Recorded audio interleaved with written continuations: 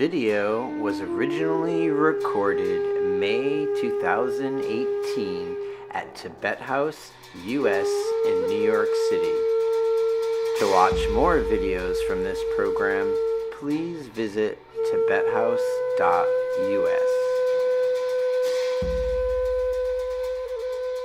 Requested that we start with a little bit of meditation. So we'll do a little bit of Menla meditation, even though we're in New York and Tibet House. But we'll do a little Tibetan style one, okay? And you have a lot of tanka still on the wall, so that's kind of nice, you know. But you may have your own icon image. Okay, so go into meditative mode, and take a few deep breaths, not too deep. But take a couple of breaths and relax. And then imagine that you're looking into your own face. You're following the famous Mark Epstein mindfulness meditative metaphor of setting your mindfulness up in front of yourself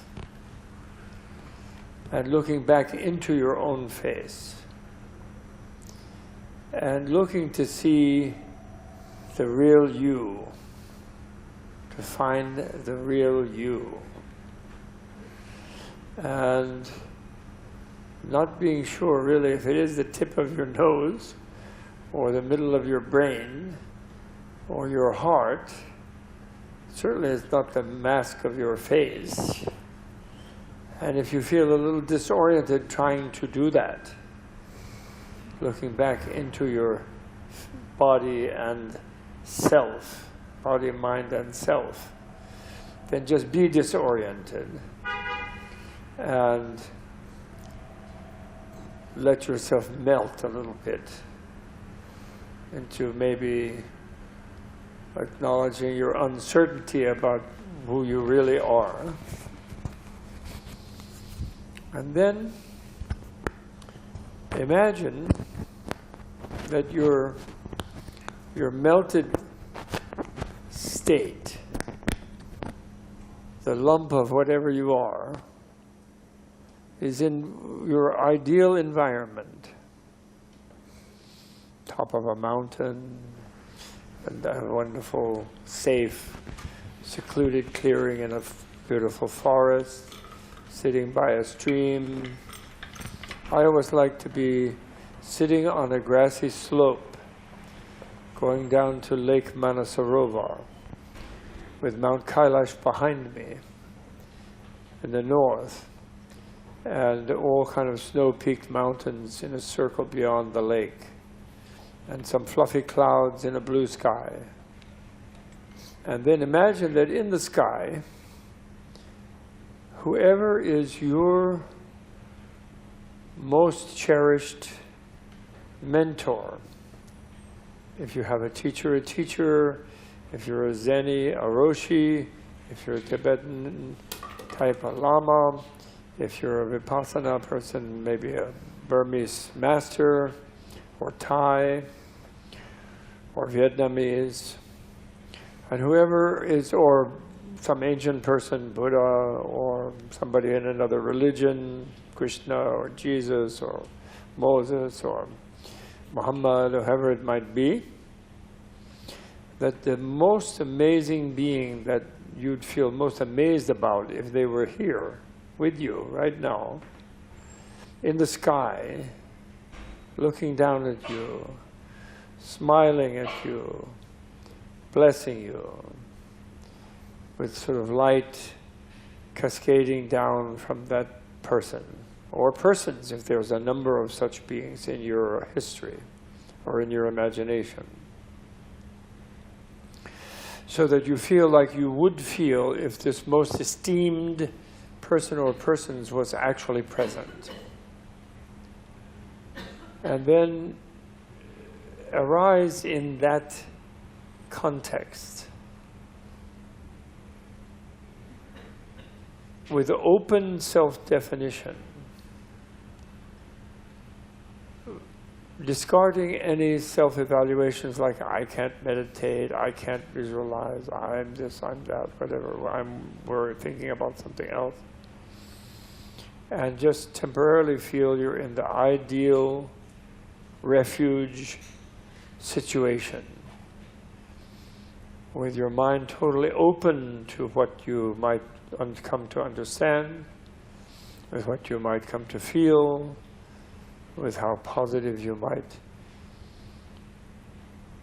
imagine the world around you. Just bathe in such a setting. And if you can also add to it a feeling of all beings being around you,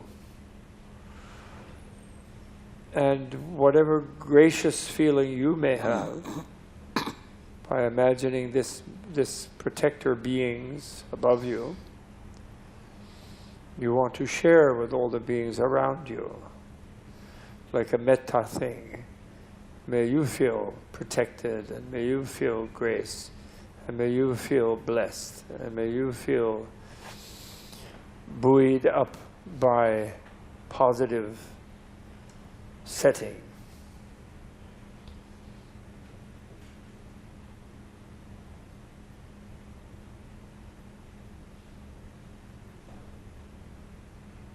So, in other words, you imaginatively create a setting of refuge and a setting of sharing refuge. So you're both receiving and giving.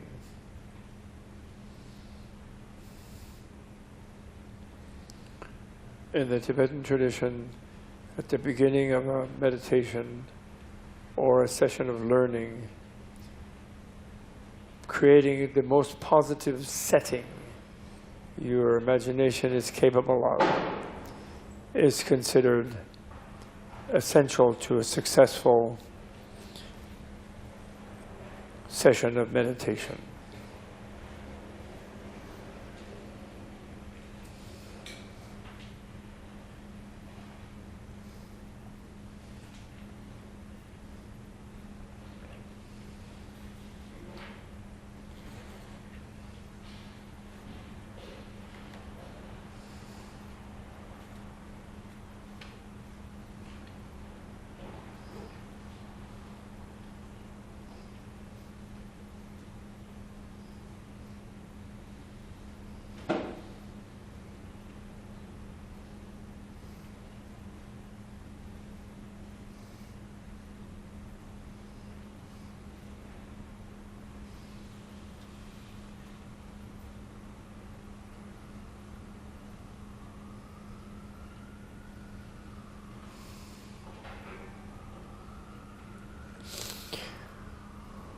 Once you feel in such a positive setting, then you can forget about the setting and turn your mind to counting your breath 1 to 10, like a mindfulness thing, or whatever it is you may be working on in your own practice, within a kind of super positive setting, like which you do create habitually in a meditation room or space or shrine. So you make this shrine around you before you start, and then you forget about it and focus on whatever you want to focus, whatever you're working on.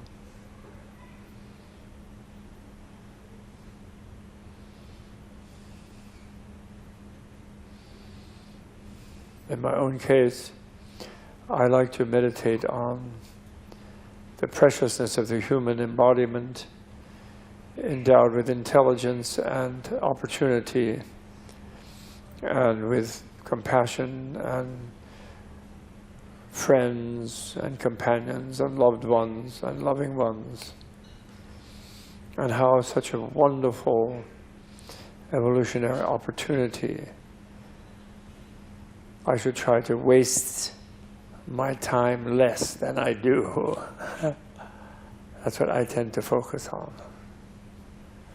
Trying to appreciate more the positive situation so as to waste it less.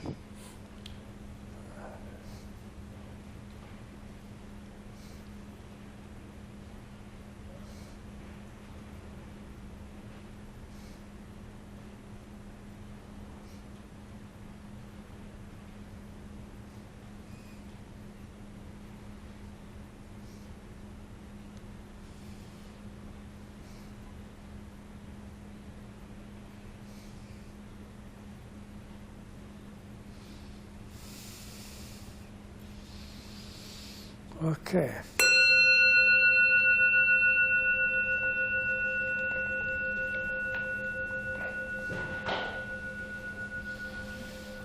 Dr. Sharon.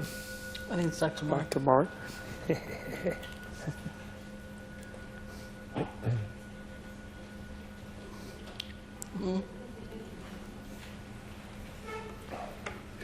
So you all know our topic for today? From anxiety, addiction, and depression to love, relief, and understanding. Oh, God. How lucky. I'm assuming most of us are in the former camp, but maybe a little bit reaching towards the love, relief, and understanding. Many of you probably know my work. If you don't, I'm a psychiatrist, psychotherapist. Can you hear me all right in the back? I had the fortunate circumstance to be exposed to Buddhism, to learn about Buddhism, to begin to meditate when I was in my early 20s, before I knew very much about anything else. Certainly before I knew very much about Western psychology or what it would mean to be a therapist or psychoanalysis or psychodynamics or anything. So I had a glimpse when I was quite young, it now seems. It didn't seem so then. But I had a glimpse of something beyond what I was familiar with that came right away with the Dharma, that has continued to inspire me throughout all the years that have intervened since. And becoming a psychiatrist and working as a therapist, and a lot of my personal work and my work as a therapist and my writing work has been trying to make sense of what I glimpsed early on from the Dharma, and trying to integrate that with then the learning that came from working with real people and their depression and anxiety and addiction, and also working with my own versions of those things. So you could look at it as what does Buddhism have to teach psychotherapy, or even lately I've been reversing it some and trying to talk or think about what the world of psychotherapy has to teach Buddhism, because I think it's a mistake to imagine that either of them can do it all. And for those of us in personalities and with childhoods and conditioned by 100 years of psychoanalysis, we think about ourselves as formed by our early life and need some help with that also. But I want to try to talk first for tonight and for tomorrow about that sense of specialness that I glimpsed from Buddhism early on. And the best way, I've sort of collaged a few things together that I want to present to you. And the first came to me a few years ago when I was for 3 days visiting in Santiago, Chile, and talking about the kind of stuff that we always talk about together, the role of mindfulness and how mindfulness sets up what we call in psychotherapy a holding environment in which we don't have to be afraid of the worst aspects of ourselves, where we can learn to hold them with mindfulness, with attention, etc. And how that opens up and some glimpse, as I was saying already, of some other capacity that's latent in us. And one of the people at this workshop in Santiago brought out a poem of Pablo Neruda's that he translated for me into English, that he thought what I was saying evoked for him. And I don't know why he thought that what I was saying evoked the poem, but the poem evokes a lot for me. So I'm going to read it to you. It's just called Poetry.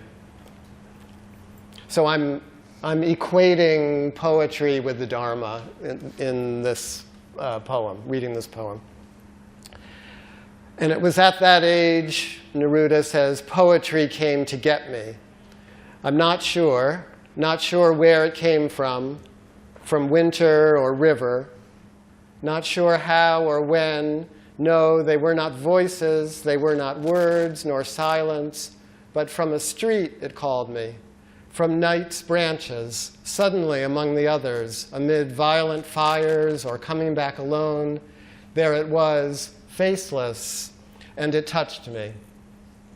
I did not know what to say, my mouth did not know how to name, my eyes were blind, and something beat inside my soul, fever or lost wings, and I went on, making my way, solving that burn, and I wrote the first vague line, vague without substance, pure nonsense, pure wisdom of someone who knows nothing.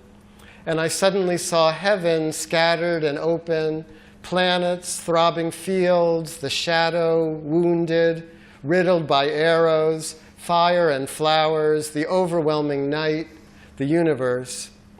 And I, minimal being, drunk from the great starry void, akin, resembling the mystery, felt a pure part of the abyss. I rolled with the stars, my heart unraveled in the wind. So that's how I felt when I first found the Dharma. But I couldn't have said it like that. But I think there's something about poetry, there's something about being able to put words on nameless experience, something about opening to some kind of mysterious aspect of our being that Buddhism leads with, that speaks to our sense of confusion, the confusion that comes with having an ego and being born a baby and having to make sense of the world from the age of 2 or 3 or whenever consciousness dawns, and how you have to get yourself together to cope with your internal and external environment, and this sense of spaciousness, of mystery, of one's heart unraveling with the wind and floating in the void, that gets submerged. But there's something in Buddhism that wants us to recontact that lets us recontact that. So in terms of what's special about Buddhism, I can see it 2 ways, and I think in a way, those of you who are familiar with Buddhist thought, there's the so-called Hinayana path or the Theravada path, where you basically see the mind as something that needs to be disciplined, that needs to be brought under control, that's thoughts without a thinker, where your thoughts are going on and on without you, and your ego is leading you around by the nose kind of thing. But that it's possible to gain control by learning mindfulness, by learning to discipline, tame the mind. That's one way to look at it. And then maybe what we would call it, people will criticize me for this, but we could call it the Mahayana view, where one's heart, one's Buddha nature, one's enlightened self is already present within. We just don't see it or know it or feel it because of our level of ego confusion and our conditioned addiction and anxiety and depression. But if we can make the right kind of space, it can surprise us and suddenly emerge. So this is from a professor at the New School named Jeremy Safran, who did a book some years ago that was a dialogue between Buddhist teachers and psychotherapists. He was a back and forth between Buddhist teachers and psychotherapists talking about their approach to trying to save us from ourselves. He tragically died the other night, Jeremy Safran, but over the years I always quote the epigraph of this book, which I'll read to you in a minute, is a very personal thing that he's writing about his relationship with his Tibetan Lama that I think is his attempt to talk about what I'm trying to talk about. So this is in a way in memory of him now. My Tibetan teacher, Karma Tinley Rinpoche, once asked me in his broken, heavily accented English, "How does Western psychology treat nervousness?" "Why do you ask?" I responded. "Well," he replied, "I've always been a nervous person. Even when I was a little boy, I was nervous, and I still am. Especially when I have to talk to large groups of people I don't know, I get nervous." As was often the case with the questions that Karma Tinley asked me, I found myself drawing a complete blank. Part of it was the difficulty of trying to find the words to explain something to somebody whose grasp of English was limited. But there was another more important factor. On the face of it, this was a simple question. But Karma Tinley was a highly respected Lama, now in his 60s, who had spent years mastering the most sophisticated Tibetan Buddhist meditation techniques. Those who knew Karma Tinley considered him to be an enlightened being. In the West, psychotherapists are increasingly turning to Buddhist meditation as a valuable treatment for a variety of problems, including anxiety. Who was I to tell him how to deal with anxiety? And how was it possible that Karma Tinley, with all of his experience meditating, could still be troubled by such everyday concerns? How could an enlightened person be socially anxious? Was he really enlightened? What does it mean to be enlightened? My head swirled with all of these inchoate questions, and for a moment my mind stopped. I felt a sense of warmth coming from Karma Tinley, and I felt warmly towards him. I felt young, soft, open, and uncertain about everything I knew. So I called him up when I got the book, which he had asked me to blurb, and I called him up when I read this and told him how much I loved this. This was my favorite thing in the book. And he said, oh, his editors wanted him to leave it out because they thought it would be too confusing to people. But I think that young, soft, open, and uncertain about everything he knew, that's the part that I love that more even than the socially anxious Lama, although, I don't think we have to think that our personalities change. We'll be talking about this as we go on. Should any of us ever reach enlightenment, I think we'll still be the same person that we always were. But Bob is the expert in that. He'll be telling us. Okay. From the psychoanalytic point of view, this is from a colleague and friend of mine named Michael Eigen, who's a psychoanalyst here in New York, now approaching, he's probably 80 years old or so. And he's an expert in a British psychoanalyst who's been a big influence on me named Wilfred Bion, from whose work I stole the phrase "thoughts without a thinker" for my first book.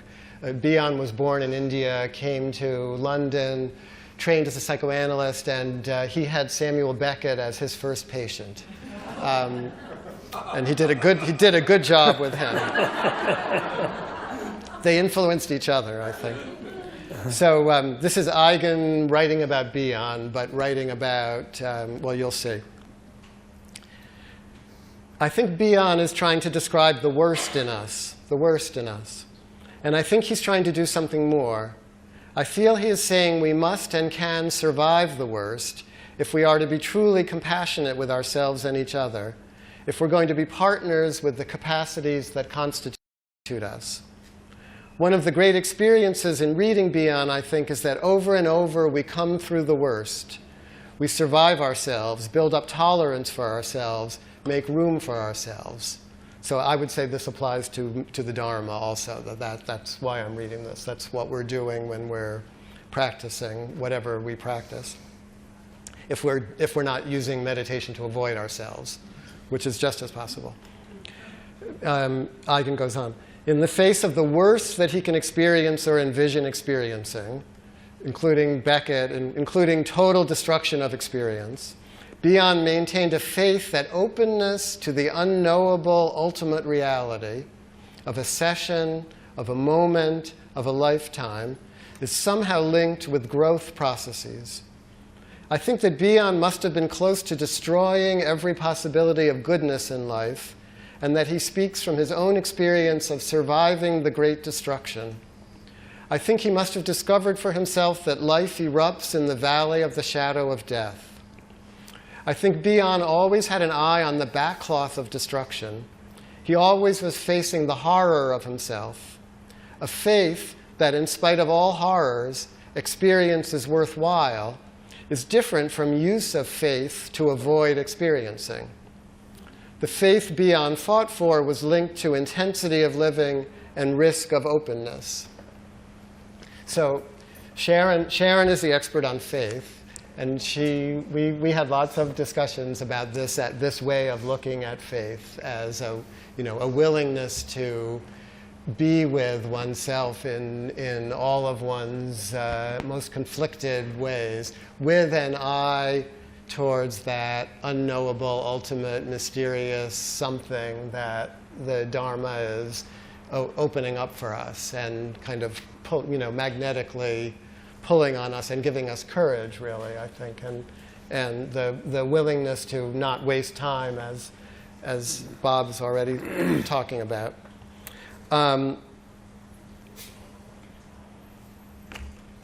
One of the big influences on me early on was a former Harvard psychology professor who had already been kicked out of Harvard by the time I got to college, named Richard Alpert, who went on to go to India and rename himself Ramdas. And Bob, I believe, just came back from Maui, where he was spending time with him. But I knew him when I first found the Dharma. He was one of the people who introduced it to me.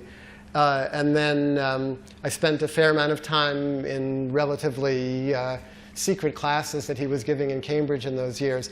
And then didn't see him. I went to medical school, got married, moved to New York, had children. Didn't see him for a long time. He had a stroke, moved to California, and so about 20 years went by between visits. And then maybe 20 years ago, I went to see him after he'd had his stroke and had a short visit with him, an afternoon visit with him when he was still living in California before he was in Hawaii. Mm-hmm. And he couldn't talk very well because the stroke took out he had a golden tongue before the stroke.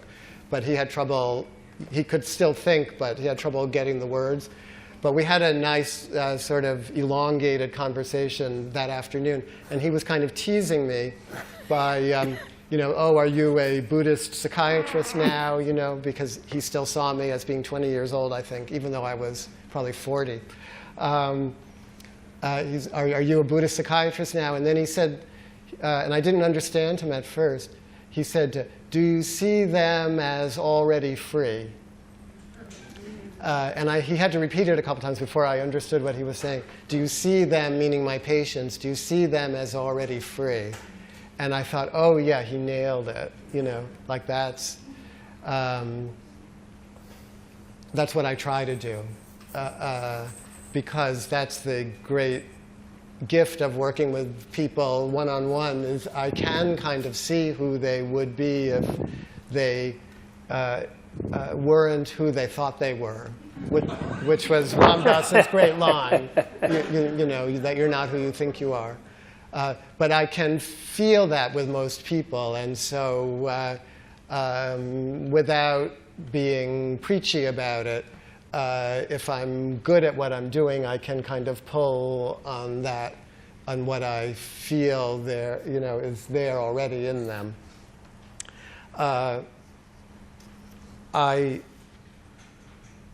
had a conversation with my own father in the weeks before he died, about 10 years ago now. My father was a scientist, what Bob would call a scientific materialist, professor of medicine, first at Yale and then at Harvard, with whom I never talked about anything spiritual.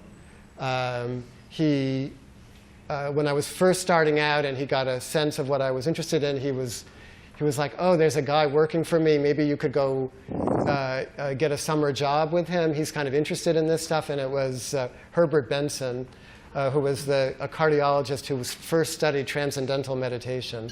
So I worked with him for a while. But that was the most we ever talked, my father and I, about any of this.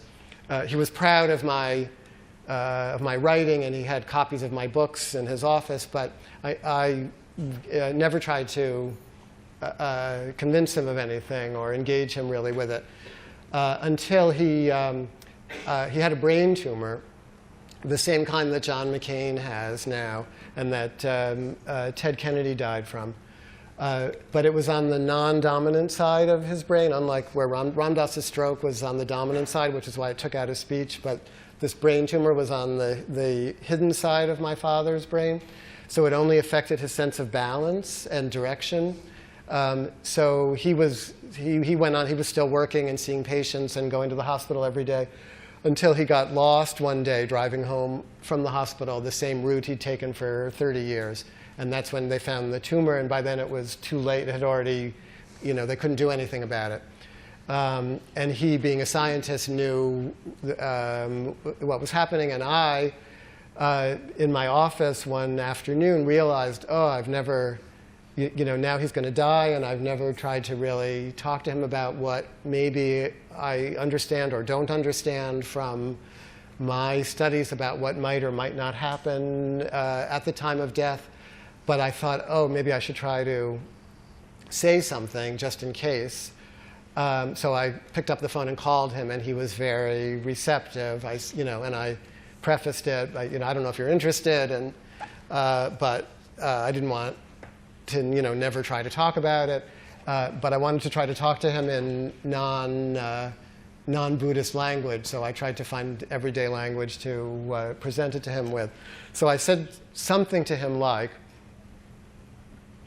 that sense inside of you where you always feel you've always been the same to yourself, like when you were 20 or 40 or 60 or 80, that if you close your eyes and when you're going to sleep, or if you're out for a walk or something, that your sense of yourself is it's still you. It hasn't, like the body might be changing, but if you try to put your finger on that sense, it's very hard to find. It's kind of transparent or invisible, that feeling, and yet it's there. I said what the Buddhists seem to say is that if you can learn to relax your mind into that kind of invisible, transparent space where you are who you've always been, that you can ride that out as you die. And he was, okay, darling, I'll try.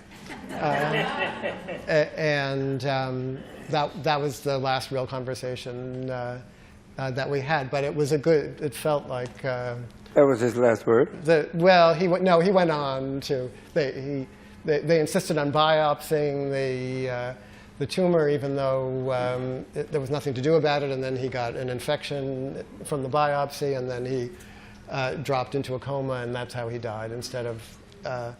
And his last word, he was in the hospital. I have a younger brother who's more of a scientist than I am, who was with him. And his last words were, he was with my brother, and he was like, well, John, I feel really grateful for, and my brother thought he was going to say, for my children and my family. He's like, I feel really grateful for all the wonderful fellows that the young doctors who I've been able to train.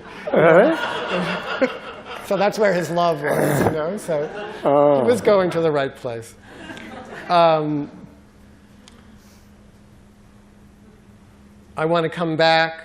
I'm going to stop after. I have two more things, if I'm not taking too much time. I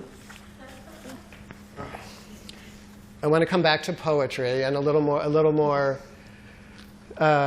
Starting with the anxiety, depression, and addiction piece, that many of us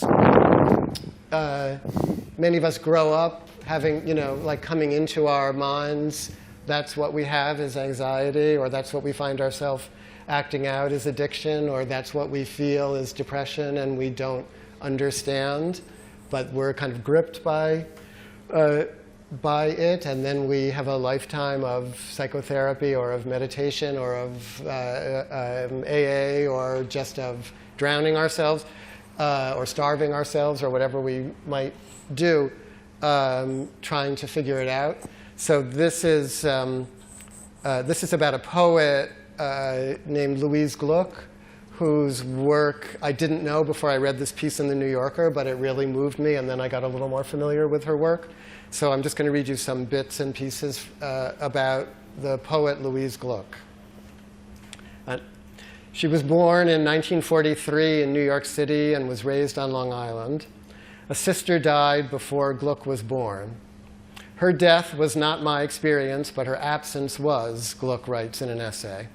Her death let me be born. That severity of judgment is typical of her. She often pares experience down to brutal cause and effect. Gluck sought her mother's approval exclusively, approval that was usually withheld. Her father, who had helped bring the X-Acto knife to market, was a worldly success with buried literary ambitions.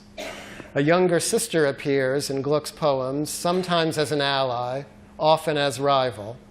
Much of life for Gluck is livable only when hostile factions lay aside their arms. It is a view of social life as driven not by altruism, but by truce, and it was formed in that home.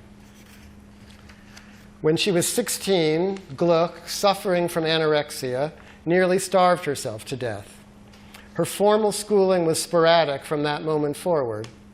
She spent 7 years in psychoanalysis, but that's a short amount of time, and eventually apprenticed herself to 2 poets, first Leonie Adams, then Stanley Kunitz, both of whom she met during a brief period at Columbia. Anorexia seems to have been a clumsy early form of writing poetry, focusing exclusively and therefore tragically on form. Analysis, which replaced anorexia by describing it, would then be an improvement, except that it had no form. Its truths were inert and abstract. Only in poetry could the formal manifestations of insight be explored, a fact that she explores in form in a section of an essay called, or a poem called Dedication to Hunger. This is her poem, part of the poem.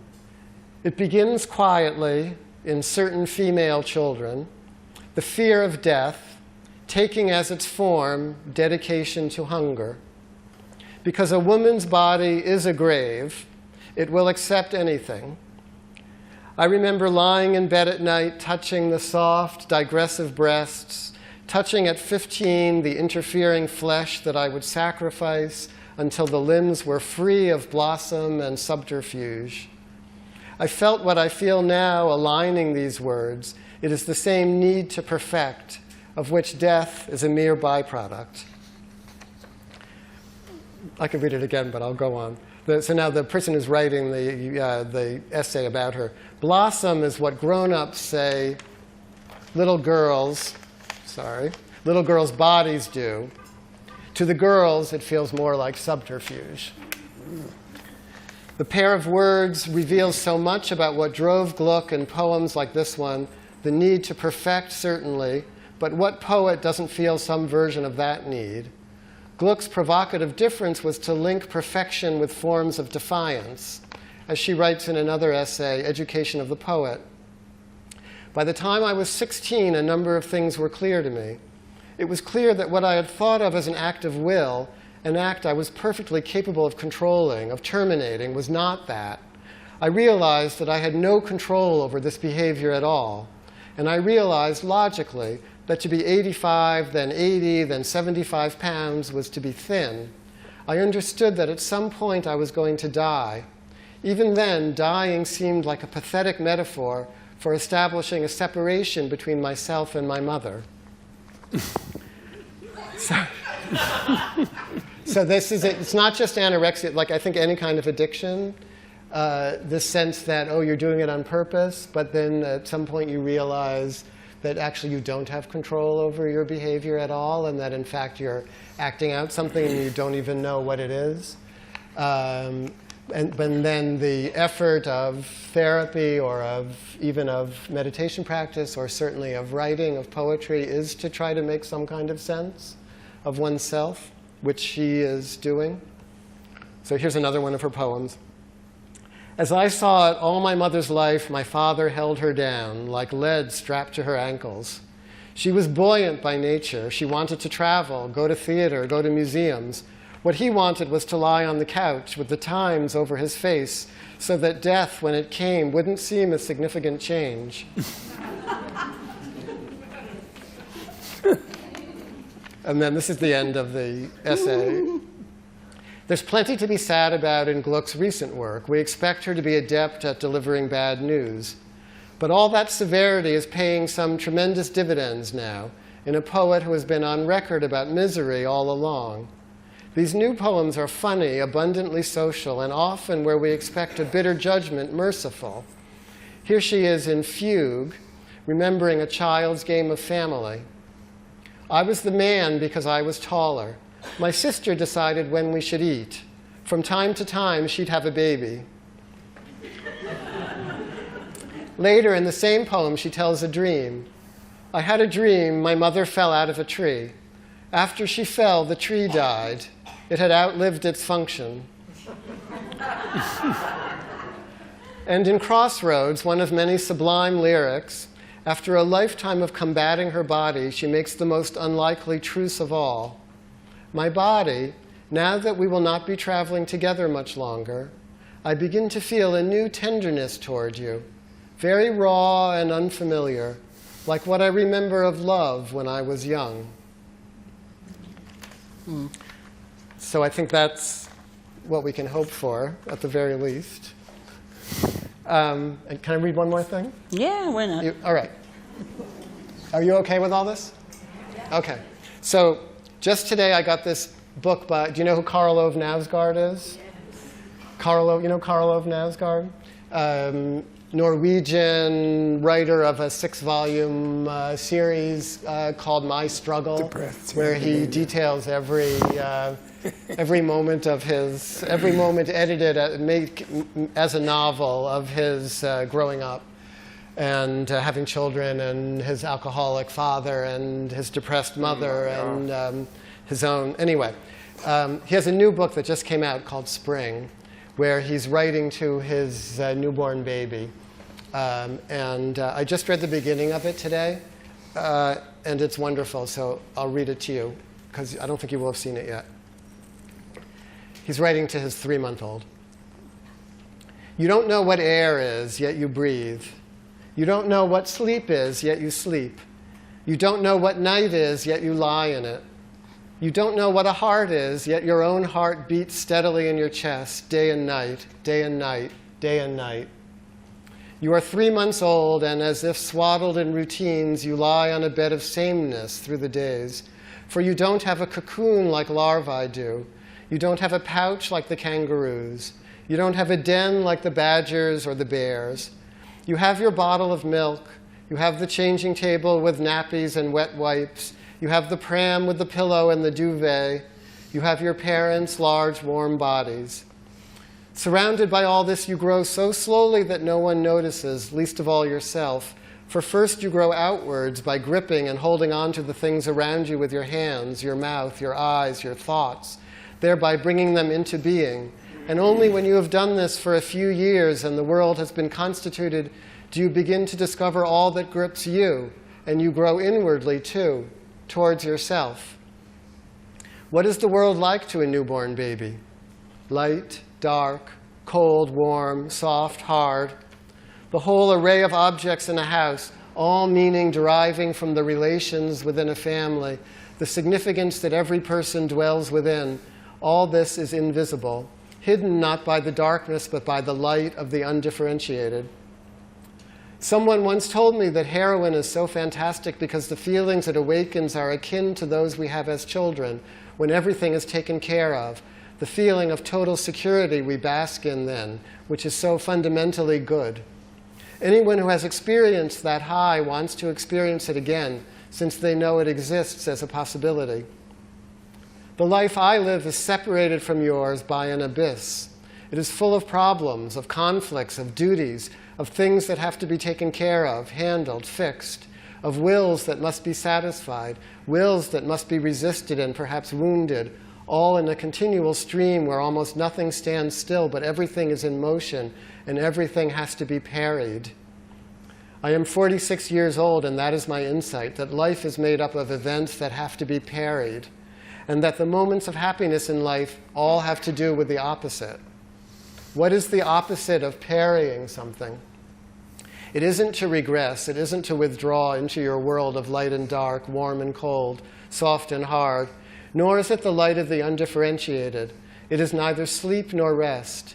The opposite of parrying is creating, making, adding something that wasn't there before. You were not there before. Love is not a word I often use. It seems too big in relation to the life I live, the world I know. But then I grew up in a culture that was careful with words. My mother has never told me she loves me, and I have never told her I love her. The same goes for my brother. If I were to say to my mother or my brother that I love them, they would be horrified.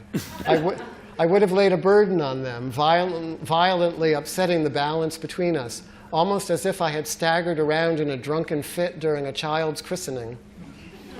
When you were born, I knew nothing about you, yet I was filled with feelings for you, overwhelming at first. For a birth is overwhelming, even to someone who is merely looking on.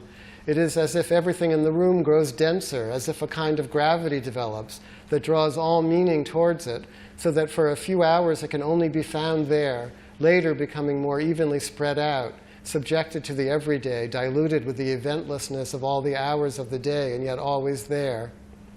I am your father, and you know my face, my voice, and my ways of holding you. But beyond that, I could be anyone to you, filled with anything. My own father, your grandfather, who is dead, spent his last years with his mother, and their existence was pitiless. He was an alcoholic and had regressed. He no longer had the strength to parry anything. He had let everything slide, just sat there drinking. That he did so in his mother's home is significant. She had given birth to him. She had cared for him and carried him here and there, made sure he was warm, dry, fed. The bond thus created between them was never broken. He tried, I know that, but he couldn't do it. That's why he stayed there. There he could let himself go to ruin. No matter how crippled, no matter how hideous, it was also love. Somewhere deep within there was love, unconditional love. He goes on, I'll stop there. You can see how good it is. Or I think it is anyway. So that we're, and you'll hear from Sharon and from Bob about this, we're here to evoke some version of that feeling that he's writing about, which is intrinsic to all of our natures, intrinsic to all of our beings, whether you know it or not. And if you make a little room, as we already started doing at the beginning, you just might come in contact with it. And I hope you do. Thank you. Thank you. All right. Do you need to stretch? You okay? You want to stand up for a moment? I guess you don't.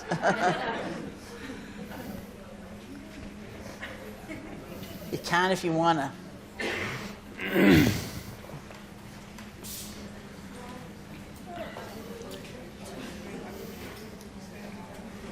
And you can sit down again, too. You don't have to leave unless you do have to leave. If you have to leave, that's okay. But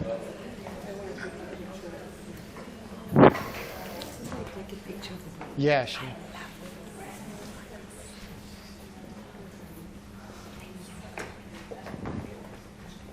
okay, how many of you, I'm curious, how many of you are coming tomorrow?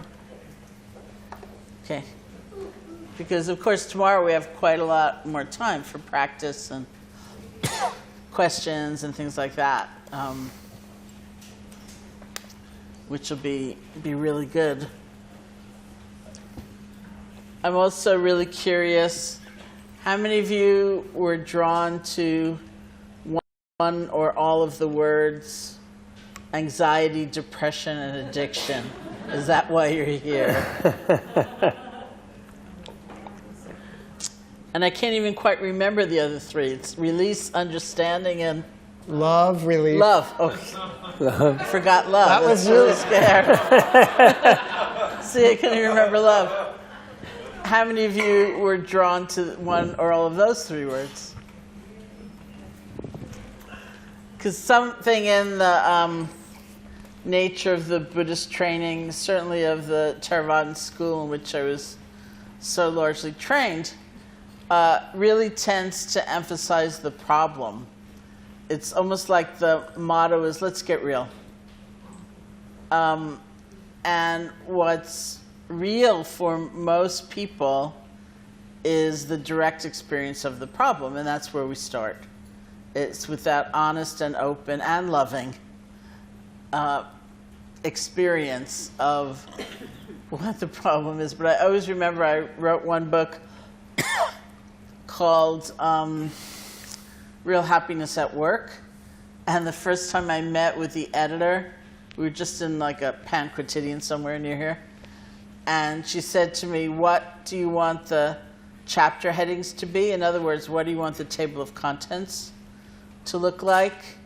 And I said, oh, how about like burnout and exhaustion and moral injury? And she looked absolutely horrified.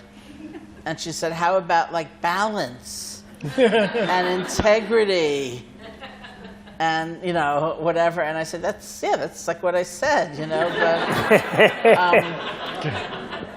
and for me, there's something so reassuring about words like addiction, anxiety, and depression. Because for one thing, it tends to be a feeling of inclusion, you know, rather than if you were to experience one or all of those conditions, to feel that you're somehow marginalized or left out or excluded, the stigma of that, right away, that's a declaration. You know, to say, okay, this is around which we are gathering.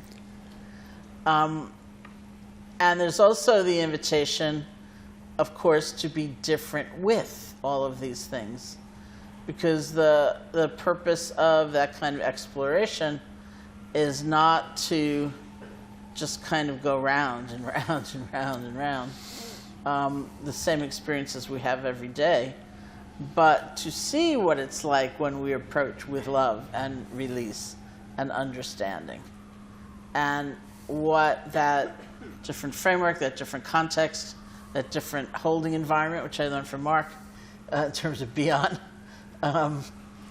you know, what does that do? So I also thought of in Buddhist teaching where they so often talk about these three main roots of our suffering: grasping, aversion, and delusion.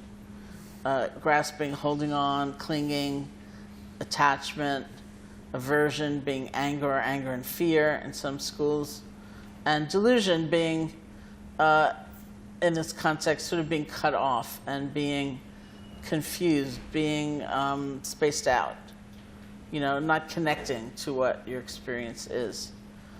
And I thought about this time when I was working on a book on faith called Faith, and everything in my mind, everything in the world as I was seeing it in those days, was about faith.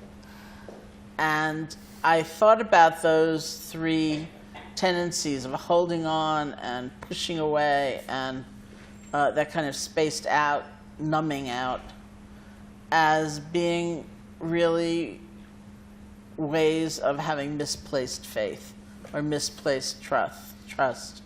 Something in us, in those states, lost in those states, believes that if we could only hold on hard enough, we would have it. You know, we would have a sense of wholeness, we'd have a sense of peace, we'd feel complete, we wouldn't ever need anything ever again. And so we cling out of that kind of mistaken notion. And so too with that feeling that somehow if we can push away that which is painful, we'll be in control, we'll have mastered things, we'll have proven our worth, that we'll be able to keep unpleasant things from arising again, ever. And somehow also with that kind of delusion or numbness or spaced out things, it's kind of comforting in a lot of cases, you know, not to feel and just to zone and be sort of skating on the surface like that, and to be in that little cocoon where you're kind of nestled in, you know, and cut off. And we think, okay, that's the resolution, that's the answer. And just so, I think of anxiety or depression or addiction in some ways as these manifestations of this deep, deep yearning we all have as human beings to be happy, to be free, to have a sense of belonging, to feel a part of, to find a home somewhere, you know, in this body, in this mind, with other people, on this earth, somewhere. But of course, it's all interlaced with not knowing, with not understanding, with myths we've been taught, lies we've been told, you know, our own mistaken notions. And so we also confuse that yearning for the problem, but I think the yearning is the point, that's appropriate. It's not something to feel squeamish about or, you know, embarrassed about. It's appropriate. It's rightful. It's right to want to be happy. People often say, I don't know, you know, like, it seems to me that, you know, my generosity is really tainted, as an example, because I know that if I'm generous, I'll be happier, and therefore it's not a pure act. It's really selfish. It's really for my own happiness. And I always say, well, that's not greed. That's science. That's like having figured out something about the universe.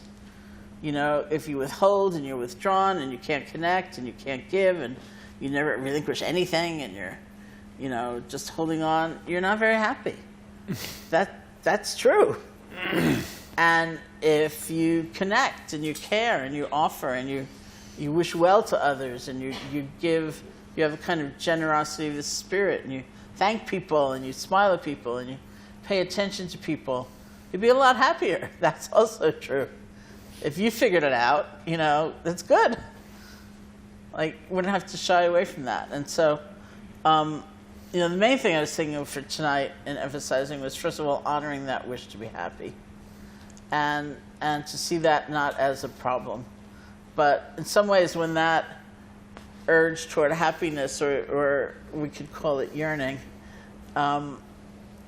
is aligned with wisdom instead of with ignorance, it can really be our homing instinct for freedom. We can cut through many, many obstacles. And when we're caught in something, we're caught. You know, a story we've told ourselves, a story others have told us about us that we now believe, a story about where happiness is to be found, where strength is to be found, where courage is and daring and, you know, being bold and different. And does it always have to be kind of painful? You know, where do we find release? Where do we think relief will be? Is it in seeking control over what really could never be controlled? Or is it in being able to step back from that, you know, and being able to be with different kind of energies, even if they're sort of difficult? And just sometimes to actually almost play a game with yourself, or have a kind of session of active imagination. It's kind of interesting, like, where do I believe happiness is to be found? And what do I feel strength lies within? And what makes me distinct and have something to give?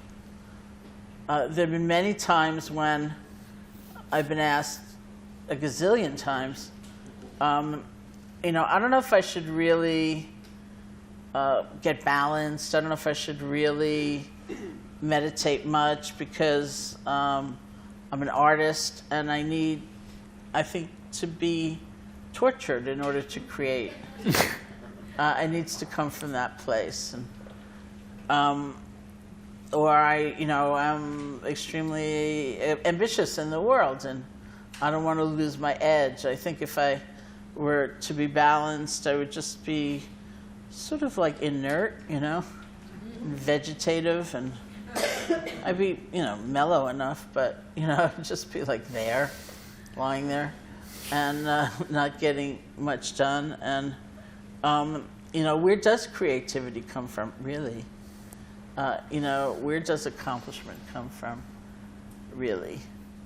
One of my favorite stories these days is this time I almost kind of ruined this young woman's life for a while, where I was co-leading this 6-day seminar, and on the first night I was speaking, and I talked about how there's such a ridiculous saying that it's a dog-eat-dog world, and it's a ridiculous saying, but many of us are taught to believe it. That's the kind of myth that we get fed, that you can't rely on anyone else, can't count on anyone else, no one's going to help you, so you don't help anybody else.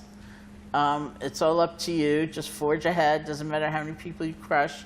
Doesn't matter how alone you feel, right? Just keep going. It's a dog-eat-dog world. And this young woman came up to the microphone and she said, I never knew that was the saying. She said, I always thought the saying was, it's a dog-eat-dog world, like D-O-G-G-Y-D-O-G, like puppies in meadows jumping up and down. She said, that's horrible. It's a dog-eat-dog world. So then, it's horrible. So then 6 days went by, and it was the end of the program, and it was like the closing circle. So she came up to the microphone again, and she said, I refuse to live in a dog-eat-dog world. I'm going to live in a dog-eat-dog world. So, just to peel away, because this is not just a kind of internal process in the sense of, a kind of singularly created sense of things we reach for.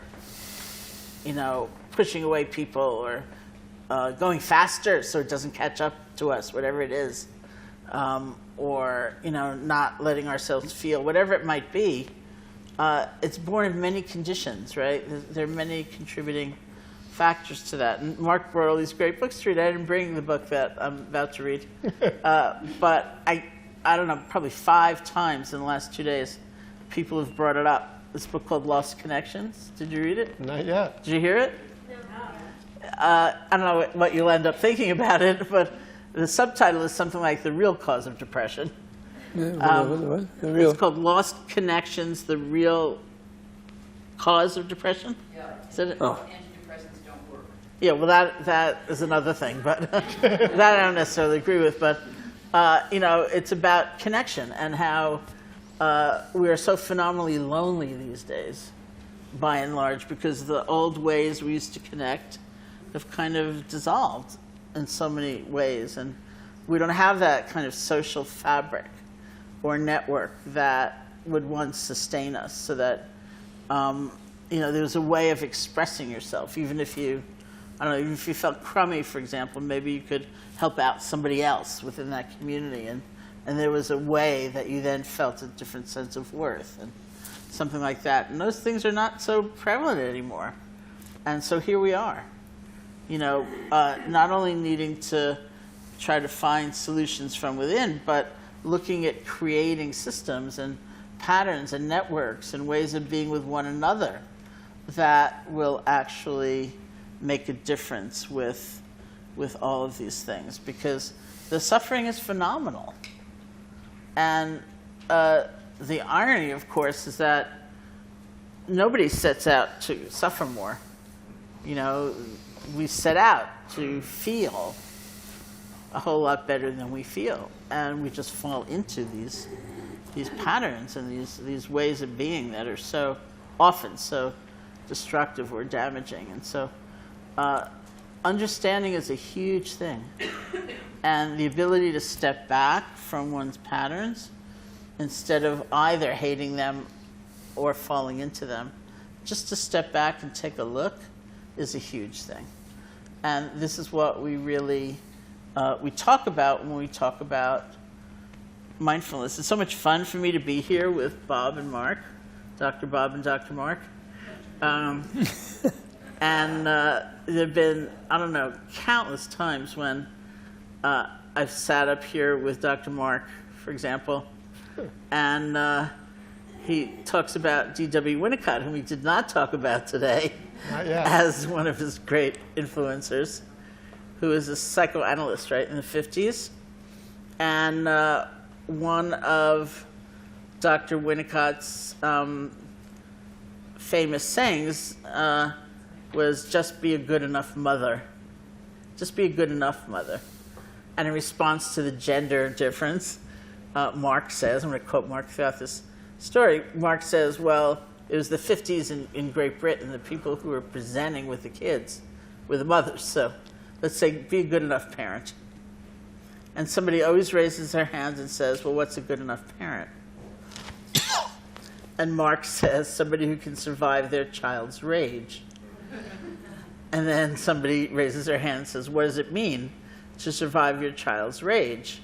And then Mark says, neither be like invasive and controlling, nor distant and rejecting.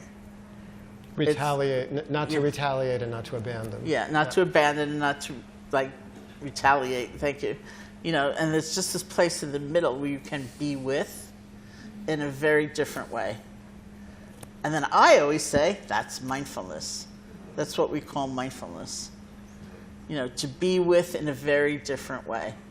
So as we embark on this kind of path of discovery, always keeping in mind and honoring that wish to be happy, and we see probably many things that we try and that we assume and that we're attached to and that are not really fulfilling.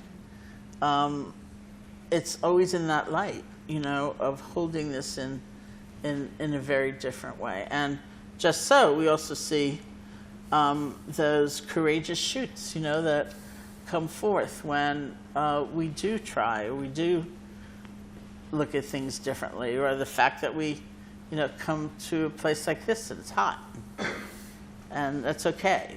You know, we're okay enough, and things like that. And so I want to keep coming back to that quality and that difference, that holding environment, that way of seeing, that different way of being with what we discovered, because what we discover will be very varied and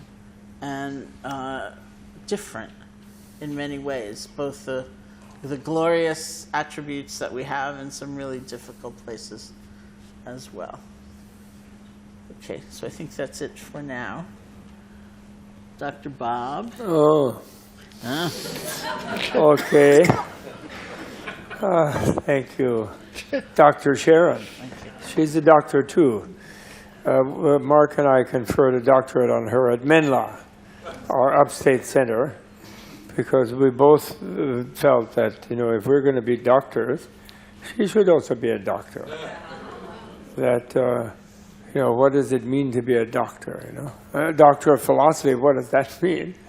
That's really, I don't know. At least you actually have people who are a little more miserable than yourself, I think.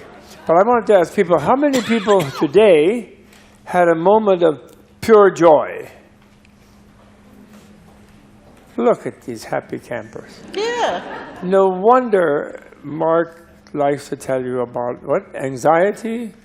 Depression? Well, trauma is, you know, everyday trauma. We haven't even talked about trauma yet. Yeah, but trauma is every day. But then Trauma's we know that's tomorrow. What? Trauma's tomorrow. Well, what was Addiction. the title was what? Anxiety, depression, Anxiety, addiction, AA, Addiction. and depression. and depression, and then Love, relief, love, relief, love relief, and Understanding. understanding. understanding. But which is which of the three of us? Sharon's relief, Sharon's relief. Sharon's Oh, relief. thank goodness. your love, No. and I'm understanding. Oh, really? Yeah. No. No. I don't think so. Dr. love. Love. So I was just cheered up. Everybody was looking pretty serious, everybody does look serious, you know, and then everyone had a moment of pure joy today.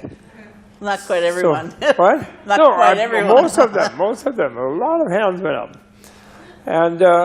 And therefore, those who had that feeling of pure joy, you know, Mark, you said early on, saying that I was supposed to disagree with you about how after you have something or other, and then you're going to be the same as you always were. Right. Right? You said that. Yeah.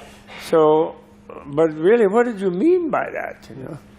Then you also said this thing about how, you know, you sort of find in there something that always seems to be the same. Mm-hmm. You were telling your dad. Yeah. And he was about to pass out. Mm. And definitely that's a situation where you drop out from feeling that you're that same point of view is in charge of things. You know, death is the ultimate one of those, you know. The ultimate one. But actually, we all experience that right away. You know, I'm always very worried about people who think they're enlightened. To me, that's a very worrisome condition. And I know a few of them, actually. And it's really problematic because then, you know, you have to convince yourself that everything you do is just really great, unless you redefine enlightenment as meaning nothing different. And then I guess you can get away with it. In other words, if you think that therefore being enlightened means that you continue to be really stupid. Well, you know, that's my excuse. You know, my excuse is about understanding, you know. Not really about. Well, you didn't put happiness in there at all. You know? Relief, you said. Relief. Well, relief is happiness, right? Yeah, love is Buddha happiness. was care. Well, no, love is not happiness. love is wishing happiness on the people who you And see as unhappy. Is that a state of happiness? But that's right. But you're right, and people don't say that. You know, in other words. People mix up love with longing for the happiness of the beloved, and they feel that it's based on somehow ignoring your own misery. And then that way you can be loving, because then you just care about the other one being happy. But then they need you to feel that they're happy. So in a way, you are perceiving them as sharing your misery to start with. So then you sort of lock them into misery by loving them, by wishing they were somehow other than they are. And really, you're joining them in their misery, basically. So isn't it nice when someone comes along, oh, I love you, and what do you think about me? They tend to do that, right? And then they feel that the beloved is supposed to make them happy. So this is what people feel too guilty to say when they feel that moment of pure joy. Now, when you all felt that moment of pure joy, come on, all of you felt one. Everybody felt a moment of pure joy. And then you looked around nervously because you were, what terrible thing is going to follow on that? Because you're brainwashed that joy is illegal, and it's unreasonable, and the real story is misery. I mean, look at the government that we have, you know, and not just us, you know. Then there's like Syria. There's all these terrible things. Then there's all the past distractions and Holocaust and horrible genocides and oh, God knows what. Someone sent a picture. I had a picture on my phone today in between airplanes. I was in Chicago, you know, hoping to catch and expecting a miracle of my bag being shifted from one plane to another in 37 minutes, which it did. Yeah. They did it. I It's a couldn't miracle. believe it. And that was a moment of joy. Although that was only because I was ignoring what is in my bag, which is a bunch of dirty clothes, which have to be washed, you know. So, no, but I had a phone. There was a beautiful baby on that. So I was thinking, okay, welcome another baby. But that baby had died very shortly thereafter. But it was so pretty and beautiful. It had some kind of tumor or something, and then just they would try and everything, and it died. So why did they send that to me? To our thing, you know? I guess Bardo, you know. Then, you know, you get older, and a lot of your friends are croaking madly around you, and then they want to work on the Bardo. How many people think they're going to have a future life in here? How many people? Oh, not as many as had pure joy. Not as many as had pure joy. You know, so you know, I love to ask my scientific materialist friends.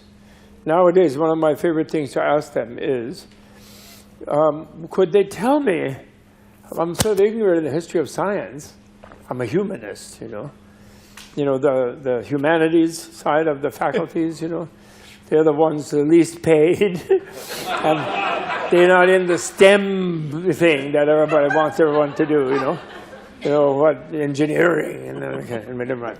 So the point is that I asked them, well, who discovered that there's no future life? That when you die, you become nothing. Your consciousness becomes nothing. Who discovered that? Was that Newton? Was it Descartes? Was it... Who's the one who gets the award for discovering the nothing that awaits you? Because you're a scientist and you go on what has been discovered and experienced, right? It's because you don't go on blind faith. Think that's a god, you know, the crazy things, you know, burning bushes and weird things. And you don't believe any of that. You believe what people have experienced, right? So who was it who experienced the nothing after death? And it's celebrated in the annals of science. Can anyone tell me? Anyone in the room? Of the many of you who didn't hold up your hand and don't expect to have a future continuation after death, who discovered that and reported it as scientific fact? I mean, when you have a headache, scientifically it's okay to take a Aleve or aspirin or something, right? Or Jethro Kloss wants you to put your feet in a hot water. That takes the blood out of your head. It's a cheaper way. And if you have a water heater. And so who discovered that? I love to ask them. And then they kind of don't get my point because they look like, well, who needs to discover? It's obvious, you know. It's totally obvious. And then I say, well, did Carl Sagan show up and inform us in the epilogue to Cosmos that he doesn't exist and therefore it's cool?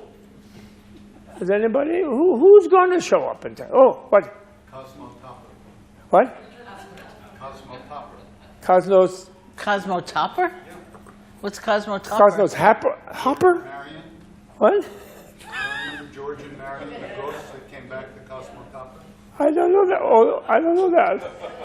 You know, I mean the thing, the science thing, you know, about the wonderful billions and billions and, you know, like that one, you know. Carl Sagan. Maybe younger people don't know that. I'm sorry. I don't know about Cosmos Hopper myself. But I'm just saying that's a blind faith belief. Totally. Because no one obviously discovered nothing. And actually your common sense will tell you no one ever will. How about that? You pass out every night when you go to sleep, right? So you've already disappeared. Many times, that continuum that is, you know, your dad was going to experience at death, where his continuum of the unchanging subjectivity, he already experienced that zillion times every night he fell asleep, right? And then you do have a dream and you wake up, something seems to continue, doesn't it? And can you point to anything in nature that becomes nothing? Has anybody managed? Can you point to nothing? Anybody? Gee whiz. Newsflash. Nothing is nothing. Therefore, you can't get in it. You can't enter it. You can't land in it. It isn't there. So everything you've ever experienced is something. You pass out and then you wake up again. And you have a dream. So you want to make a revised opinion? How many of you expect to continue after death?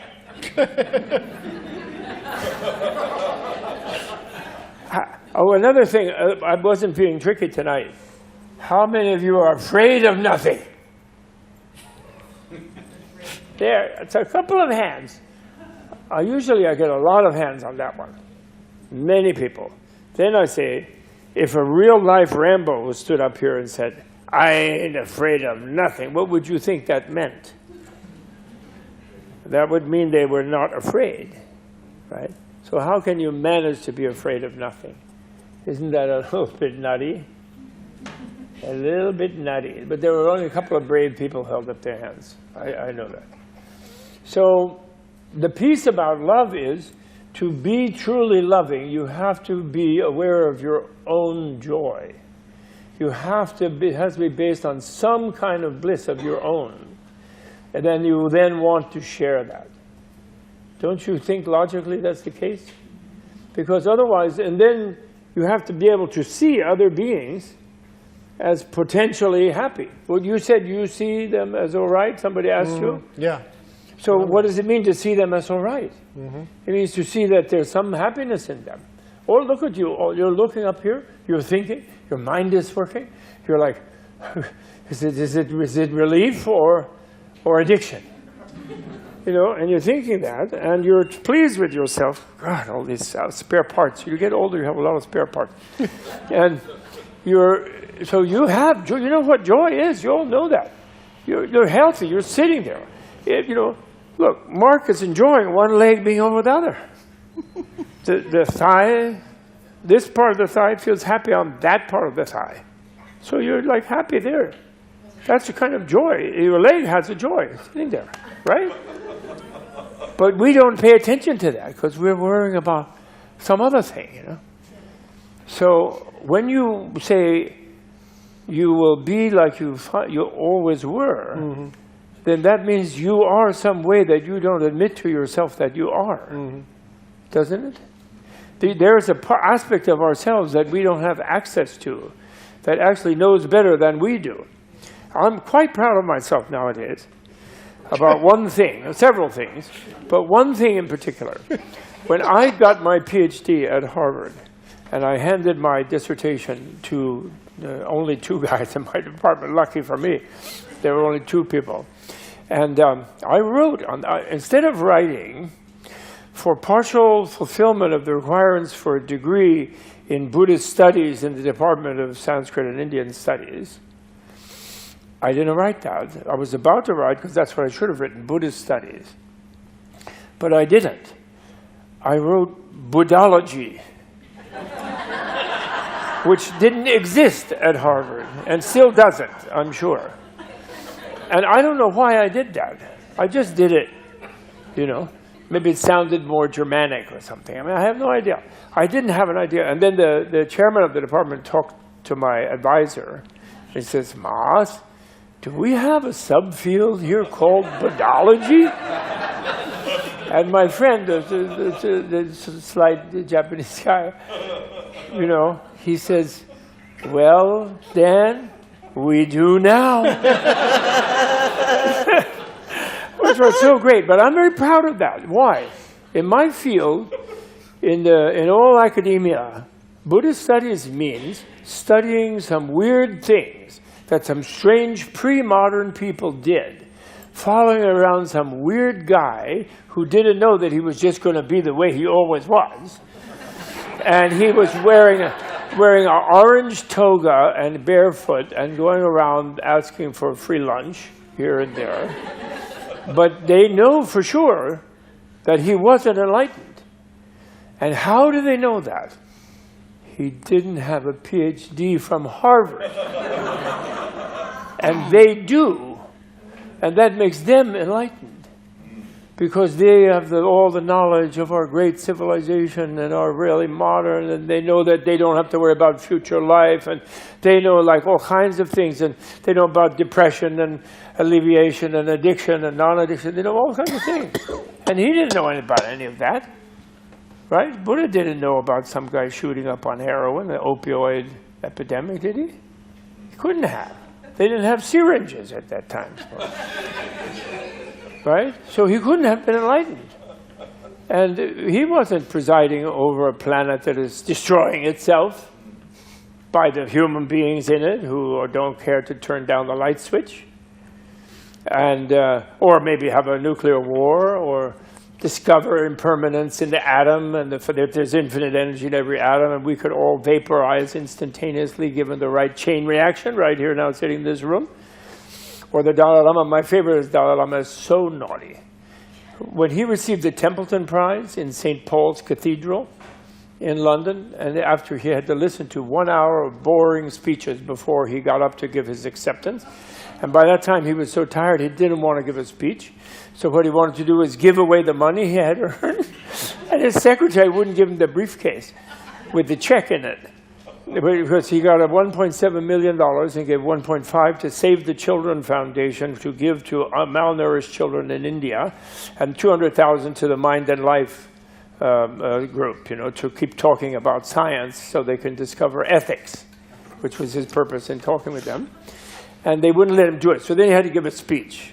So then he's there, and there's all this pomposity had gone on for 1 hour, and it's Gothic like English marble at St. Paul's Cathedral. So what does he do? He looks up at the Gothic arches, this big, magnificent English cathedral, and he says, "This is an amazing building. It's wonderful," he said. "Although I understand Hitler once found the range." Can you believe that? Once found the range? Yeah, the B-1 bombers blasted it once. Oh. So subliminal, and of course it's the kind of thing nobody noticed. The Dalai Lama didn't say that. I didn't hear that. But subliminally, the roof was lifted off. Impermanence ensued, a subtle perception of impermanence on everybody's part.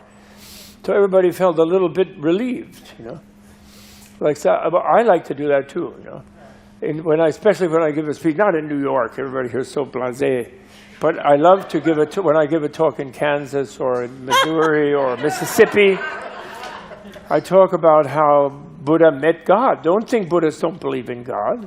Buddha met God. It's in the Pali Suttas. All those gods are talking to Buddha all the time. He met God. And then, when he was one of his disciples was seeking the reality, the truth. And the disciple asked God, he said, "Look, you're God, and I hear you made the whole thing, and I want to ask you how you did it and what is its reality, because you made it, so you should know." And God answered, "Do you have an appointment?" "I'm very busy. I'm God." So he went on like that. So finally, after a while, God left. He left. He said, "Okay, God, I'm sorry to bother you, And Brahma is the name of that creator at that culture. And he left. And then Brahma came out by miraculous teleportation and as he was leaving, his subtle body was leaving Brahma's heaven. And then Brahma said, "Actually, I have to tell you the truth. I didn't create it. I don't know how it works. And I want you to get Buddha to tell people that, because I don't like them being angry with me when horrible things happen to them. I was just the first guy who showed up here. I was like a big deal, and I don't know what's going on." I love to tell that story in the Midwest, because there's a silence that ensues in the room, and then people are waiting for the lightning bolt to strike me. And so far, it hasn't hit. And then there's this palpable wave of relief. It's all subliminal in the audience. Gee whiz, he said such a terrible thing, and he survived, and he's grinning. Okay, what is this? And then they feel a little more relaxed, until that following Sunday. So, that's the point. Right now, no, the point is right now, in some sense, you and I and all of us, we're not even a bunch of atoms.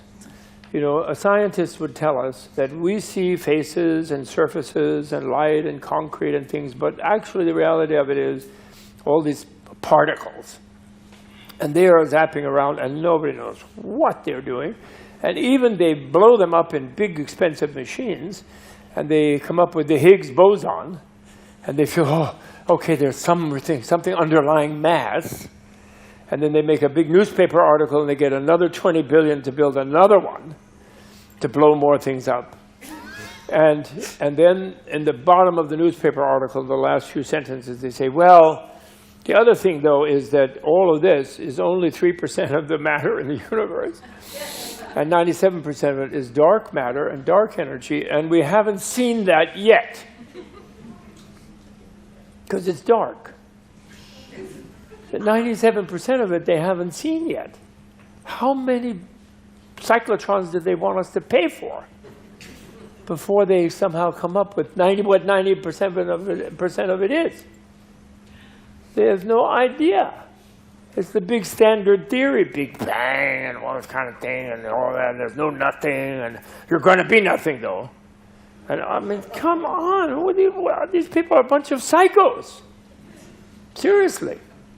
Here we are, but we're all sitting here and talking. But our reality, even from the materials, is just like this, and we don't have minds, we don't have brains, we're already not here. We already don't exist. There's no continuum. Shoot yourself and you'll be nothing. Any of you who think you won't continue. Well, it's very simple. Just, you don't have to go to a Zen center and meditate and stare at the wall for like 6 months or 6 years or 60 years. Just shoot yourself, then you're nothing. And that's but we're not nothing, okay? We're here. And therefore, it could be a lot worse. As Garrison Keillor used to say before he was exiled for manhandling. It could be worse. So therefore, we're all happy, actually. We're completely happy. We're over here, listening to Sharon and Mark, and I'm annoying you, and them. And look, you're like smiling, and your body's holding together, and you know what? Why it is? Because your under thigh there likes your upper thigh there, and so you're happy to cross your legs. And your body's happy with itself. And if you let your gloominess get into your body, you know what that is. You'll be ill.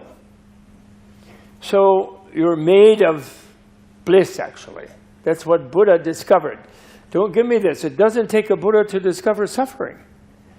The Indians are not stupid. If some guy announced, hey, this is all suffering, they would say, what is he? Simple-minded? He never stubbed his toe?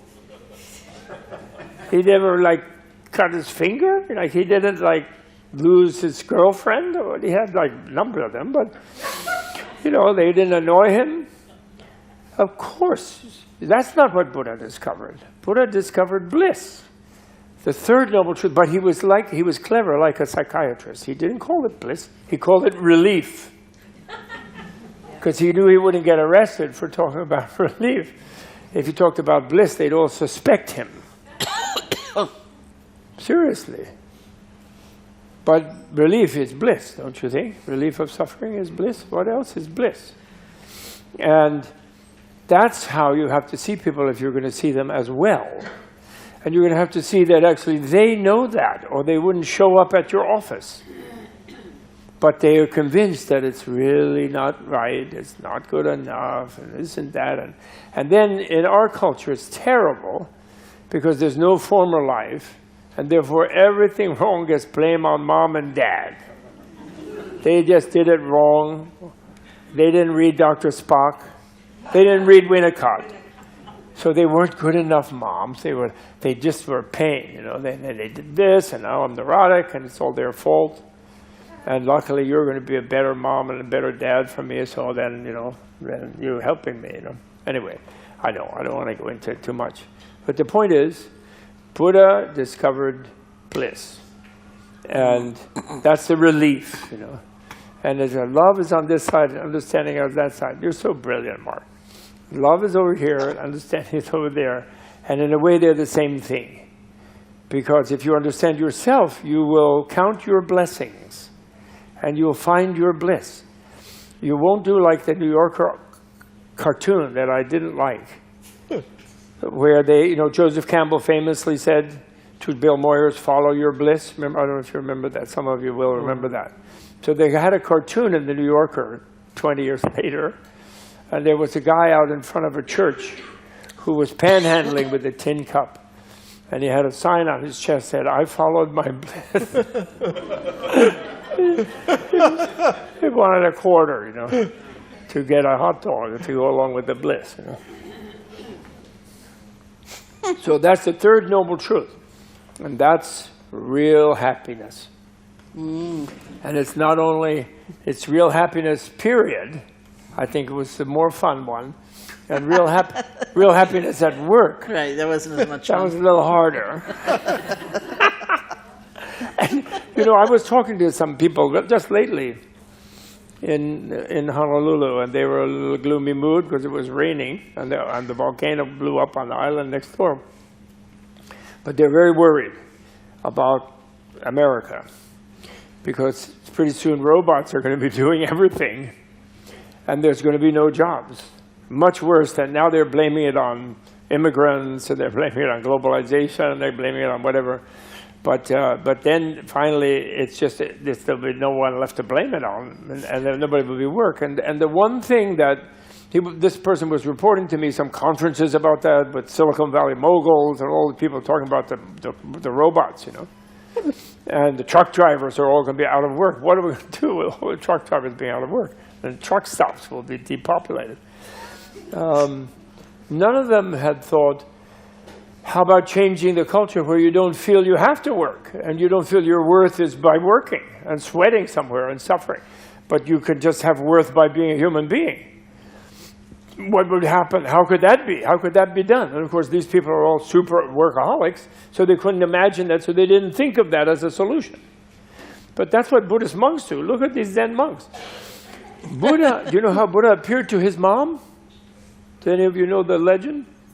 When she had a dream and this thing came to her, and if you saw little Buddha, it was stupidly rendered as she was dancing around in a garden with a weird-looking baby elephant. That's really dumb. What appeared to her was a white elephant. How does a white elephant come to mean a useless thing? Isn't that what it means in our culture, a white elephant? I wonder the trajectory of that in history. White elephants. Buddha appeared as a white elephant, a useless thing, in the sense of normal production. If you don't produce, you're worthless, right? That's our culture. But we can easily change that, I think. And then what are they doing? Oh, welfare queens, you know, social system is bad. Oh, Scandinavia. Well, Scandinavians do tend to be depressed. They do. You know, over there. My dad was an alcoholic, and they're all alcoholics. But that's because it's too cold all the time. You know, and it's very cold, and if you dilute your blood with alcohol, it doesn't bother you as much, you know. So they're medicating themselves, but unfortunately it has a bad effect on their liver, and they get depressed. Unless they can go to Spain, you know, in this winter, which they do. So bliss is it, okay? That's what Buddha discovered, not suffering. And he only mentioned suffering because he discovered bliss. Because when you suffer, it's because you're not fully aware of your own reality. And another thing we're all repressing in this culture is a lot of these near-death. How many of you have read a lot of near-death experience literature? Anybody? A bit? Of course, we were just doing this in Maui about death, you know. But, you know, one thing that I think people are nervous to read near-death experiences, very often the near-death people, which means the sort of the ones who clinically die, kind of, but then come back, they usually don't want to come back. They're feeling blissful. And then Jesus shows up, or a mentor, or a shaman, or some bodhisattva, and says, not your time, go back. And then, zoom, they go backward down the white light tunnel, and they're back on the operating table, and somebody's carving on them, you know. Like, we're going to put them back together again, you know, for the latest auto accident, you know. So in the Vimalakirti Sutra, I didn't bring the book, but I know it by heart. But the Vimalakirti Sutra, at one point in the sutra, Shariputra, who is the head monk, a Theravada monk, and it's getting to be noontime with all the wonderful emptiness conversations that's going on, and the nirvana conversations that's going on. And he thinks, you know, there's some old monks here, and if they don't eat before noon, they don't get to eat till tomorrow morning, because they really don't eat dinner. And that's really bad for their health, and this is really awful. So then typically Vimalakirti reads his mind and says, Shariputra, did you come here for lunch or for the Dharma? And very quickly said, of course, for the Dharma. So then Vimalakirti says, okay, but I'll send out for lunch. So Vimalakirti creates a golden emanation bodhisattva, a gopher bodhisattva. You know, a gopher, that expression? No, I don't mean the groundhog. I mean gopher. And he says, I want you to go to the universe of the Buddha Sarvaganda Sugandha. In the universe Sarvaganda Sugandha, the Buddha's name there is Sugandakuta, mountain of perfume, of excellent perfume. And the universe is the piles of perfume. And ask him for small leftover from his lunch, and bring it back here. So then this bodhisattva takes off. He says he's in the eastern direction beyond as many universes as there are grains of sand in 62 Ganges river beds. He gives them like a distance finding. So the guy shoots out there at the speed of thought, asks that Buddha. Buddha gives him a few grains of perfume rice. Buddha's body is made of perfume, the land is perfume, the whole universe is perfume. It's a cloud galaxy thing, it's all live in perfume. All the bodhisattvas are made of perfume, they sit under perfume trees, and they're in samadhi all the time. They're the ultimate meditation center, universe. Just everything is perfume. Mm-hmm. The teacher doesn't even have to talk, he just radiates the perfume. That's good. So he takes these and he comes back to feed the people. And then Vimalakirti, they make like a miracle and they feed thousands of people. And then the bodhisattvas in that universe, they ask that Buddha, they say, wow, who's Vimalakirti? And who is Shakyamuni? And what kind of world is that where he sends out for takeout to our world? And he says, well, that's Shakyamuni Buddha, and that's in the Saha universe. And the name of our universe is Saha, which means tolerable. I thought you said barely tolerable. Barely tolerable. Barely tolerable. Is the idea, but it's just tolerable. So they say, we'd like to go see Vimalakirti, and what kind of weirdo is he? And they say, you can go, but you have to change your body, because you have samadhi power, you can teleport, but you have to change your body when you get there, because if those beings down there smelled you, they'd all go completely insane. They've never smelled such a smell like you, so just don't go there, you have to change. So then they come down, and Vimalakirti has a weird house like Doctor Who's house, because thousands of people can go in this house. The dimension just adjusts. And they all come in the house. And they're looking around, they're going, ooh, what kind of world is this? What is wrong with Shakyamuni Buddha? He has the worst infrastructure we have ever imagined in a Buddhaverse, in a Buddha land. And then they say, and they have the feast, and all kinds of things happen. And eventually Vimalakirti asks them about their universe and what it's like and how the Dharma is taught there by all pure perfume. And they tell him, we just smell perfume, and then we go into samadhi, no problem. And then they ask Vimalakirti how the world is taught here, how the Dharma is taught here. And he starts reciting the Dharma. This is hell, this is the Preta realm, this is the animal realm, this is suffering, this is the suffering of the gods, this is the suffering of the titans, this is the suffering of humans, all this negative stuff. And they're like, what kind of weird world is this? And how come this guy is said to be a Buddha? And then Vimalakirti persuades him that our universe, which is barely tolerable, is much more efficient as an enlightenment creating environment than that perfume one. Because in the perfume one, all they can do is develop wisdom and tranquility and just sit there. Because suffering is so remote from their experience. So their compassion becomes, withers, kind of. I mean, they have it, of course, because you have to have it when you expand and identify with other beings, and they're great yogis, but in a way it gets no exercise. Our universe, we have this divine intelligence, actually, from Buddha's point of view. We do have divine intelligence. But we're very vulnerable, and we're kind of feeble. We can easily get confused, and we can bang into things, and we also do bang into each other, and therefore we suffer. So therefore we can reach out to those who are suffering. And that reaching out with these fragile, soft skin, and not that effective, capable thing, and mentally also develops our compassion. And we evolve toward being what we always were, which is a being made of bliss, being aware that we're beings made of bliss, being aware that our Buddha nature is our real nature. We were just with Ram Dass in Maui, and he apparently was very interested, and he heard that I don't mind using the word soul. I told him that. Whoa. You told him? The doctor is guilty of that. So when he was worried about Hinduism, Buddhism, Paramatma, the supreme self, the supreme soul, and no soul. Those guys are running around with no soul. He was really upset about it. And when I first came there was a slight nervousness, although he's an old friend of mine. I knew him since 1960, when he was Dr. Richard Alpert, driving around a green Mercedes, sort of a pea green, not a really jolly green, a pea green Mercedes convertible, and being Dr. Richard Alpert. And we used to cruise up next to him with our BSA super rocket motorcycles, and we were already stoned on much higher doses than he had. And he would look at us like, then he was blamed for us, but it wasn't his fault. And they fired him. But anyway, so who saved me from this worry about soul versus no soul? Yogi Berra. The great Dharma teacher called Yogi Berra. Do you know his great saying? If you come to a fork in the road, take it. You know that one?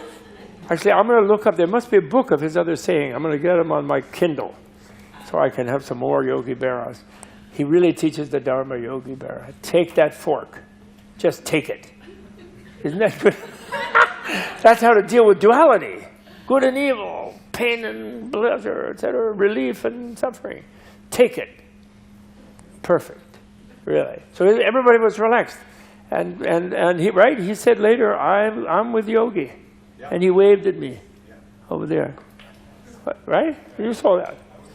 So my point is, Buddha also denies that a nose, an eye, an ear. He negates everything when he's in his negating mode. So why pick on soul? You know why?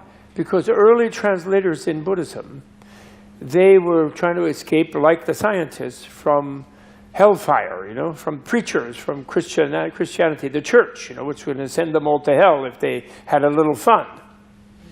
Right? Mark Twain, the reason everybody, does sin is because heaven is presented to them like an eternal church social. And it's too boring, and that's why they do bad things. That was Mark Twain's theory. I think that's correct. So, point is that when the Buddhists are denying things, when they teach selflessness and soullessness and knee-lessness and thigh-lessness and nose, eye, ear, tongue, bodilessness. And then when they, relatively speaking, talk about it, then they'll talk about self. The Dhammapada, who is in control of themselves, isn't cool. That's referring to the self. And soul, jiva, is also redeemed as a relational thing and rejected as a fixed thing separate from everything else, separate from the body. Emptiness only means relativity. It means all relative things are empty of any non-relative essence, so therefore it's a complete commitment to relativity, is that understanding. When you completely commit to relativity, you then understand what the Lakota people say when they're broiling in a sweat lodge. They say, Oyatsuke miyasun, or something close to that. I always mix up the syllables, which means all beings are my relatives. When you realize all beings are your relatives, you realize all immigrants are like us. All enemies are like us. And then you feel love toward them, right? Relativity. So it has a metaphysical, physical, scientific basis. The understanding is not mystical understanding. It's reasonable and scientific and experiential understanding. And that is the ground of love. That was Buddha's discovery. And when you have love and understanding, then you find relief. Because you have relief yourself. Poor Buddha. You know what? Buddha, we really should be more kind to Buddha. You know why? Because what is a Buddha? How is Buddha defined? I mean, I'm not sure it's true. It could be a delusion. It could be like a hysterical thing they've been doing for thousands of years just to, confuse people. Or wishful thinking even. But Buddha is defined as a being who has identified with all other beings, like you do when you fall in love with someone. And it's not only romantic, it's like an infant, you know. You have a newborn infant and the parents and the grandparents, especially the grandparents, I think parents are already tired. Grandparents identify with that child and they feel it's like the same as them, and so they love it, right? So a Buddha is a being who has that experience with all beings. So that means he loves all of us. He identifies with us. So this is the most beautiful thing. I think I only recently learned this. You know, Buddha nature? Our Buddha nature is our oneness with Buddha, actually. Buddha's doing the pan-Buddhistic heresy, right? You get burned at the stake in monotheistic religions by their religious institutions if you say you're one with God. They burn you at the stake because they want to keep that separate, so you have to get there through them so they can collect a lot of money from you and boss you around. But Buddha was everybody else, shares himself with everybody else.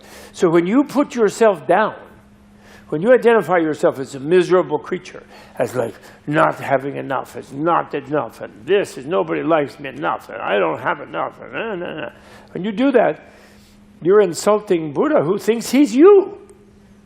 Do you realize that? Buddha thinks, every single one of you, he thinks he's us. Poor guy, he thinks he's me.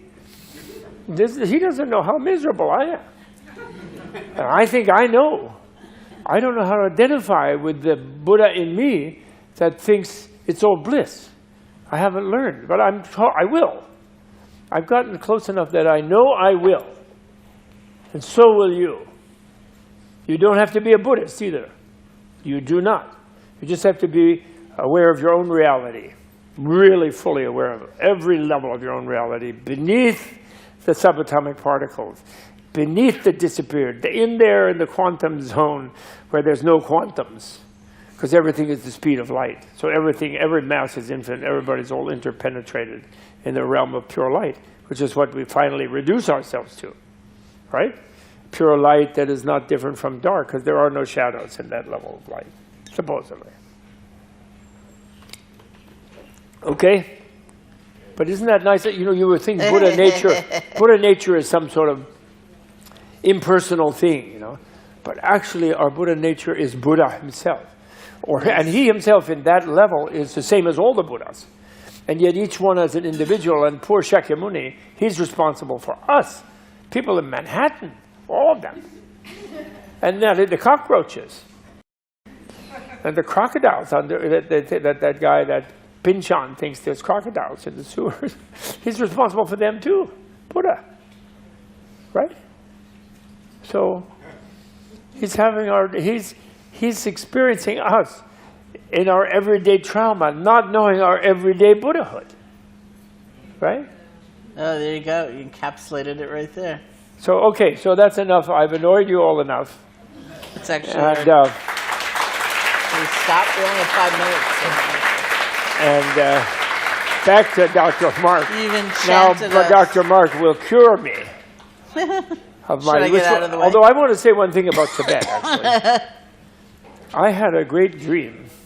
What? Oh, is it? Oh, time is over? Yeah. Oh, then I about- won't say anything. You wanna Another say it? time. Tomorrow. Say it. Tomorrow. Can you say it in 2 minutes? No. I did want to say one. I had this great dream. I didn't tell you about it. Tell everyone. You know, does everyone feel that Tibet is sort of a lost cause? China's finally crushed the life out of it, and the Dalai Lama's not coming to America, and he's saying, does everybody feel that? No? How many people are hopeful that we'll see a free Tibet under whatever sovereignty? Well, about 20%, huh? So most people feel it's kind of lost cause, right? 80%. That's realistic. Yeah. That's true. That's what it looks like. But I don't think so myself. I'm sure, I guarantee, by 2020, this will all be over. We'll have a great, probably female president, probably, if that's what it takes to get all you women to vote. Then we probably will, here, and China will change completely, because Emperor Xi will change it. And I had this wonderful dream where he and I were on a picnic together with our mutual families, our grandchildren and stuff. He was so nice and friendly. And I was speaking fluent Chinese in the dream. I did learn Chinese once, but I've totally forgotten that. But in the dream, I was completely, it was all there, you know, but it's not accessible to me now because it's 50 years ago I studied it. And I was yakking away, you know, and because I was preparing for when they would invade America and I'd be in a prison camp and want to have a cigarette, you know. So, and from the guards, you know. So he was saying that he liked Tara. You see Tara there? That's the white one, and that's the green one in that painting. And you see the little things, that little like dots on that? Those are subatomic Taras. And that reflects that sort of Buddha nature vision that every subatomic particle is a mini Tara, and even infinite numbers. And you never get to the nothingness, because there is no such thing. So anything you keep going inner and inner, inner, it's infinite. It goes infinite inside. You never reach nothing, because there is no nothing, right? So there's myriad Taras in there. And that means that atoms are full of Taras. Even the guys. Your atoms are full of female Buddhas. Every single one. That's why they don't fight each other, you know, in your arm, you know, the different cells in your arm, they work together and make a muscle, because they are female. If they're males, they'd all be fighting all the time. They could never lift anything, have no strength at all. Okay, that's enough. Okay. Thank you.